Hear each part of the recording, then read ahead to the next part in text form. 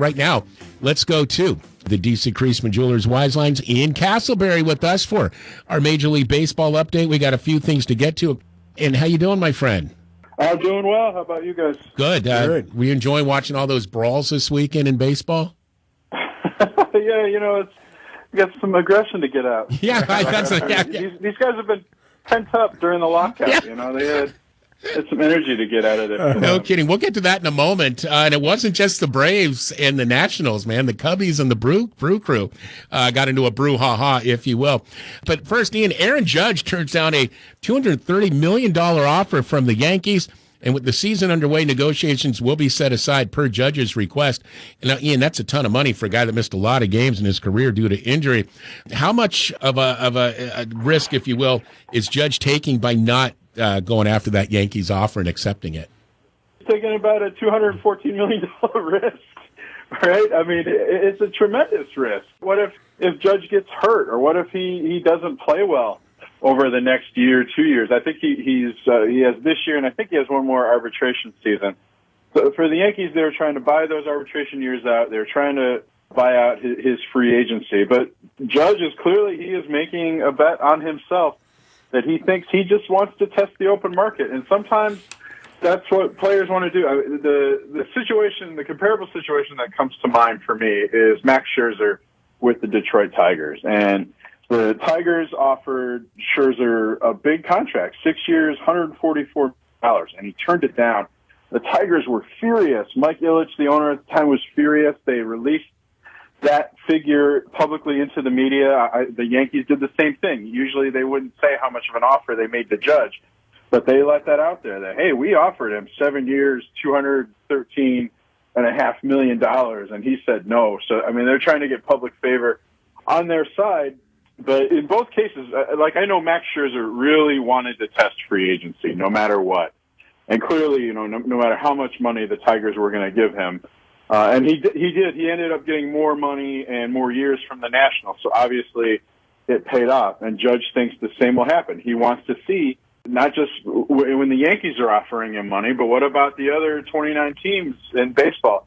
All it takes is one team to make a crazy offer, right? And if he gets that, then this will have paid off for him. And, Judge said he's always wanted to be a Yankee. And it's just like, he's right, Charlie. There you go. Actions speak sound right here. Words. Yeah, right. It's like, that doesn't make any sense, man. But it is a risk. And a guy, as a guy that's had as many injuries and has missed as many games, I can understand the Yankees being hesitant to offer anything more to Judge. Ian, what's your feel on this eventually getting done, even if after the season? I think Judge is going to re-sign with the Yankees. Now, if it's a situation where he just has to test the market and then comes back, even if it's something like he's saying, well, hey, look, the Padres are offering me $250 million. Are you going to match it? And the Yankees say yes. But you were mentioning the injuries with Judge. I think you also have to look at age. And I think the tendency is to think Judge is a pretty young guy because he came up a little bit later. A guy his size, it took a long time for him to develop and for everything to click. And I think he's going to be 31 years old when he hits free agency. And that's usually kind of the down trend in a baseball player's career. The Yankees will have already gotten his prime years.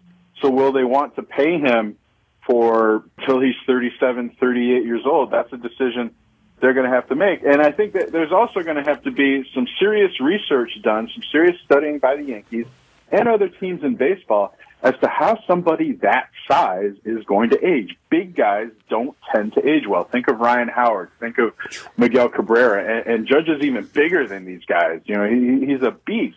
So will his body break down as he gets older just because he's so big? Wow. Charlie, that's something I never even considered. It's a real good point. No, I was worried more about was he going to get vaccinated. Yeah, no kidding. Yeah. Don't start that, Charlie. Supposedly that wasn't part of the negotiations, but I don't know if you guys saw this. That was a condition that the Red Sox made with Trevor Story to say, okay, yeah, we'll sign you to this contract, but you got to get vaccinated because we need you to play in Toronto and whatnot. And Judge says that wasn't an issue with the Yankees, but maybe it was. Interesting. Ian Castleberry plays with the Wise Guys, of course, via the DC Creasman Jewelers Wise Lines. Mondays here talking Major League Baseball headlines. And Ian, did the Nationals not pay their electric bill? Yeah, I wonder if that's what happened on Friday night. There was a brief light outage at the beginning of Friday night's game with the Mets. You know, it was already a big deal. It was going to be Max Scherzer's first start for the Mets. His the first time facing the Nationals since they traded him. He was opposed by the pitcher who was traded for him, Josiah Gray, who the Nationals got in return from the Dodgers for Max Scherzer. And, of course, this game was also on Apple TV+. I don't know how many people tuned in streaming to watch that. But then, yeah, you had a 14-minute delay due to lights. Like you said, was it them not paying their electric bill? Was it just a problem with... Yeah.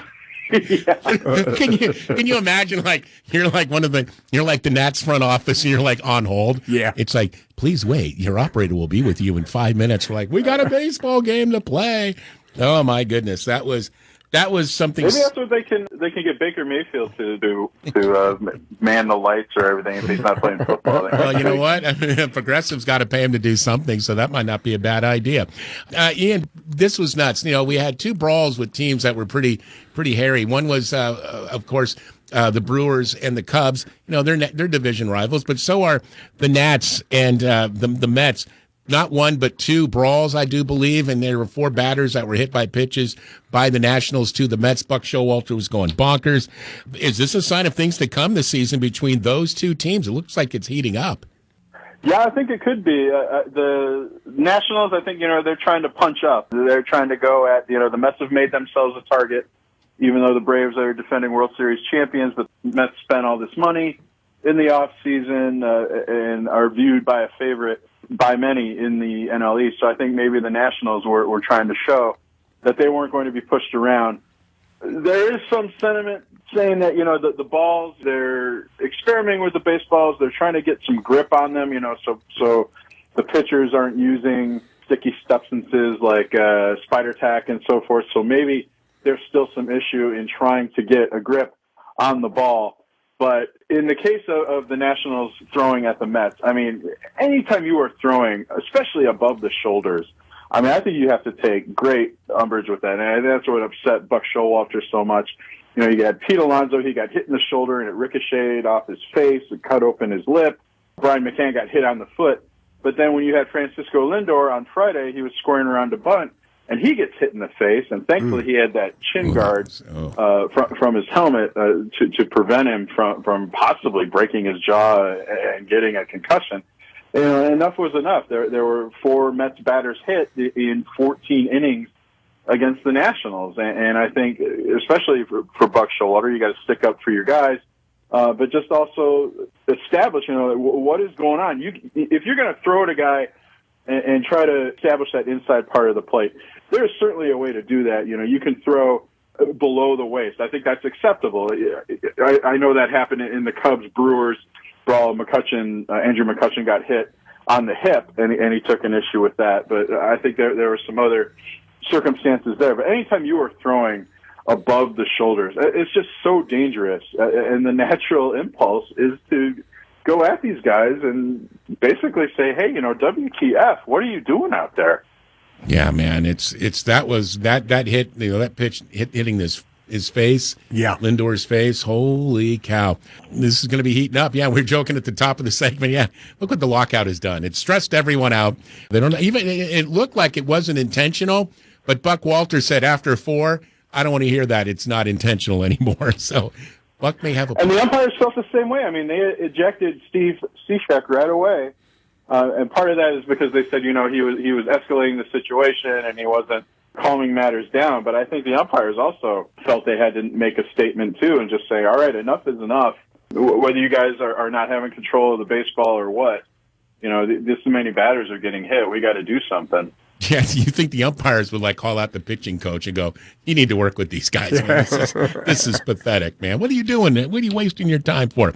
Ian Castleberry with the Wise Guys on the D.C. Creasman Jewelers Wise Lines, our Major League Baseball update for this Monday. And Ian, who is Rachel Balkovec and why did she just make baseball history? Rachel Balkovec is the manager of the Yankees single-A minor league affiliate in Tampa. And on Friday, she became the first woman to manage a minor league game for a Major League Baseball team affiliate. It's Balkovec and the Tampa Tarpons, I believe they're called, beat the Lakeland Tigers 9-6 on Friday night. And it was a huge event, even though the game, it was a road game for Tampa. Lakeland's about 40 minutes away, so plenty of people made the trip and were cheering Balkovec on. She was signing autographs before and after the game. The Tigers, they donated, I believe, about 1,200 tickets to female athletes at Polk County schools there in Florida. So there were a lot of female athletes, a lot of fans out there to see Rachel Balkovec manage a minor league baseball team. And she's been in baseball for quite a few years now. She's been, I believe, about 10 years. She played softball at Creighton in New Mexico. She was a strength and conditioning coach in the Cardinals minor league system. And then she moved over to the Astros system. She managed in their minor leagues and in Latin America as well. 2019, she became the Yankees hitting coach. And she's also done a lot of work with a program called Driveline Baseball, which is really into analytics and biometrics and, measuring you with computers and trying to see, what the ideal motion is for pitchers or for a hitter, how you're using your hips and so forth. So she has plenty of background in development, for anybody who thinks that this might be a gimmick. I mean, if she was a man and she had this same resume, she would undoubtedly have already been employed by a major league organization, whether in their minor league team, their minor league system, or the major league team. I mean, she has that background in scouting and development, and that's what's really important in the minor leagues. Sure, you want to win games, but you want to get these guys ready to hopefully someday play in the major leagues and to develop them and get them to improve their skills. And Balkovec has that background. I read a quote from her, and it slips my mind right now. I just remember finishing it about 3 days ago, and I'm like, this person's going to be just fine. She's been in the league. She's been in baseball since 2012, but she seems to have the perfect attitude. She's like, you know what? Screw you.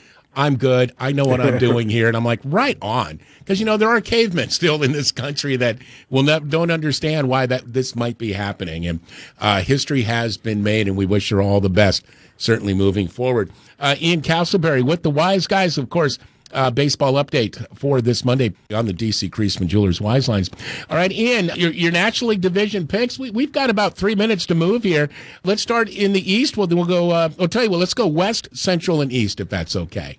Okay, in the West, I know it's a boring pick, but the Los Angeles Dodgers, they're still the best team in baseball, at least talent-wise, pitching staff, lineup. It doesn't mean they'll win. We saw that last year, but they're still better than the Padres and the Giants. I think both the Padres and the Giants will make the playoffs as wild cards, but I like the Dodgers to come on top in the West. All right, how about the Central?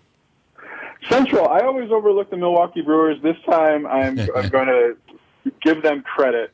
The Milwaukee Brewers have the best pitching staff in the division, maybe the best pitching staff in the National League. The NL Central, not very good. I think the Brewers will come out on top. Maybe the Cubs or Cardinals can mount a challenge, but I like the Brewers there. All right, and finally, this is where the Braves are hanging out. How about the National League East? I think the Atlanta Braves are going to win the National League East. The Mets will certainly provide a challenge, but I like the depth of the Braves roster. I think Alex Anthopoulos has shown he can make very savvy deadline deals, even if they're not blockbusters. He'll add somebody like Eddie Rosario or Jorge Soler just to fill a gap, to fill a hole, and maybe he got a little bit lucky, especially in Soler's case, just hit out of his mind. But I like the Braves to come out on top. And as I mentioned on Thursday, I think Matt Olson also is going to win National League Most Valuable Player. Ooh, he's looked good early on in that opening series, by the way. He's awesome. That's the man himself. Ian Castleberry joining the Wise Guys. My friend, thank you, as always. Barrett Sports Media, and Ian's such a talent. Okay, thanks, guys. Always fun to talk to you. Hey, always our pleasure. Thank you, See Ian. Charlie. You got it, buddy. God, that guy's just always ready to go. Yeah, he is. It's good Lord. He's chock full of information. Ian Castleberry joining us via Barrett Sports Media. All right.